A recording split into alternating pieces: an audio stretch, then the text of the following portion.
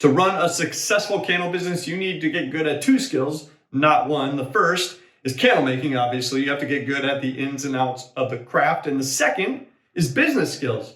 You actually have to get good at sales, marketing, leads, writing copy, taking pictures. All of that is there. So in today's episode, I'm going to share the one thing that you need to do before starting a candle business that no one's talking about. Let's go. Now, before we get too deep, I want to be clear, this is not an episode on how to start a candle business.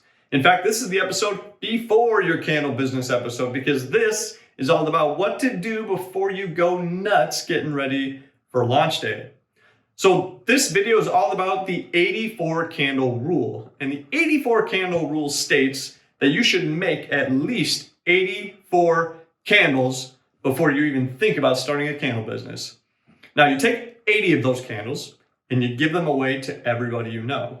And you take 4 of those candles and you go crazy on testing. Now the 84 candle rule, it's not exactly 84 candles that you have to make, but at least 84 candles that you should make. And there's 5 principles that support why the 84 candle rule is actually better for your candle business in the long run. So I want to dive into those 5 principles right now. The first principle is you have to graduate from a candle making kit. Now, candle making kits are great, and there are some out there that are really deep. They have great supplies, great equipment, but ultimately, if you're going to make 84 candles, it's going to be a long time if you're going to do that with just what they give you in a candle making kit.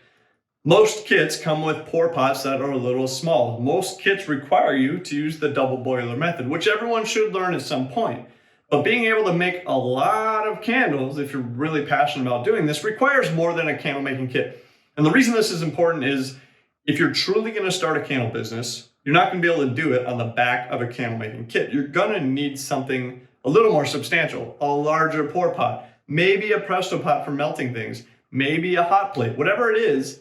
You're going to need equipment that goes beyond what the candle making kit does. So you can start with a candle making kit all you want, but in order to prepare yourself for the long game of starting a candle business, you get out of the candle making kit. You graduate from it into more mature supplies. So the second principle of the 84 candle rule states that you get to focus on just the craft. The reason that you give away 80 candles is it lets you focus on just making candles. A lot of people decide they want to start a candle business, but they try to balance the business skills with the craft skills, and they're learning both at the same time, but there's so much to learn on both sides that they end up balancing this incredibly unstable teeter-totter. Now, when you give away 80 candles, it lets you focus on learning candles, just straight up the fundamentals of candle making, which are super important for anybody making candles. And you're not trying to also learn sales. You're not overwhelming your cognitive load with all of these new ideas that you're trying to excel at all at once. So giving away 80 candles ensures that you're really not focused on selling the candles. You're not focused on taking all the pictures. You're not focused on any of that. You're just making candles. So it's really important before you even think about starting a candle business that you know how to make candles. Duh. The third principle states that you're going to test those 4 candles. And testing is the foundation of creating safe and well-performing candles. If you can't test your candles, you shouldn't be here. So those 4 candles, and 4 is a pretty small number, it can be as many as you want, but those 4 candles are meant to help you understand exactly what you need to do to test. Now, anybody who's been making candles who's watching this says, how can you possibly get away with only testing 4 candles and knowing what you need to know? And that's kind of the nice thing about just 4 candles is you'll ultimately probably not get that lucky. You'll have to test more to figure out exactly what works there. So you get really deep into the iterations and figure out what wick to use and knowing how to do a proper burn test that tests for safety and a blow test that helps test for performance. Now, if you want to learn more about that, you can check the link below or the card up here. The fourth principle is that you have to learn how to buy supplies. Now, when you're running the business, the supply chain is going to be critical, like knowing your lead time and knowing how much you need to buy, how much inventory you need to hold in order to make your candles work and get all that out the door is important. By making 84 candles, you're going to need more supplies than what is actually given to you in a candle making kit. And so the skill of you looking at different suppliers and figuring out what they offer and figuring out how to buy that, figuring out what shipping looks like, you get a little bit of experience with that without the pressure of trying to deliver things out the door for a business. So the nice thing about 84 candles is that volume is large enough that you're going to be busy snooping around at different suppliers' websites, or maybe even driving somewhere and picking something up and learning what that process is without that pressure. Now, before I hit the fifth principle in the 84 candle rule, I just want to make a quick plug. I have a candle making beginner's course. If you're really into it and you want to learn the fundamentals and you get in there, it's not a business course. It's all about learning how to craft a good container candle.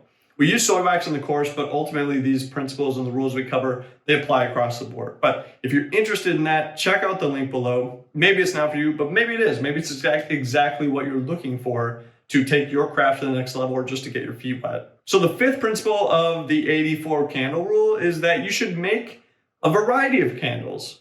Now, some people get stuck. They're like, I'm making soy wax candles. Like I saw this one guy doing it, or this one girl doing it, and I really like what they did. So I'm just gonna do what they did because that's what they're teaching, that's what I know. But the 84 candle rule states you should try out a variety of waxes. And not even just waxes, don't stop there. You can even try out a variety of candle types. In 84 candles, you should be making container candles. You should try some pillar candles. You should even try making wax melts. They're not technically candles, but kind of the same thing. 84 candles to go gives you that runway to try out a bunch of different things, because you don't know what you're gonna like. You don't know exactly what's gonna connect. And some people end up hating one thing just because it was like there. They try it out and they're like, you know what? I'm not gonna tell anybody, but this thing's actually kind of fine. So 84 candles gives you the opportunity to get your feet wet with a variety of different things, because that's the spice of life. Ultimately, you want to build your authority in the craft before sharing it with the world. And I think that's just common sense. It's good practice. And it's exciting to think about building a business, but really you need to make sure that you are solid on the fundamentals, because if you're putting something in someone's home and it's on fire, you want to make sure it's burning the way you expect it to burn, not the way the fire department expects it to burn. That's all I have today. If you found any of this insightful, useful, entertaining, or if you have any questions, leave a comment below. Otherwise, leave me a like. Maybe subscribe if you think it's interesting. Otherwise, I hope you have a great week. I hope you make 84 beautiful candles, and I will see you in the next episode.